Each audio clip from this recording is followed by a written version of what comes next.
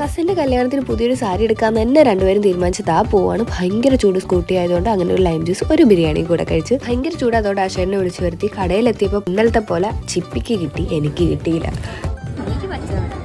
ഇന്നലെ ഞങ്ങൾ കല്യാണി പോയപ്പോൾ അവൾക്ക് ഗ്രീൻ കിട്ടി, പക്ഷേ എനിക്ക് അതിൻ്റെ ഡിഫറെൻറ്റ് കളർ ആ പാറ്റേണിൽ കിട്ടിയില്ല. അപ്പോൾ ഇന്ന് ബ്ലൂവും കൂടെ ഉണ്ടെന്ന് പറഞ്ഞു. അപ്പോൾ എനിക്ക് ബ്ലൂ വേണ്ട. ചിപ്പിയുടെ കല്യാണത്തിന് ഞാൻ ബ്ലൂ ആയിരുന്നു. എന്നാലും ഞാൻ ബ്ലൂ എടുക്കില്ല, എനിക്കിത് മതി. നീ ഒരു കാര്യം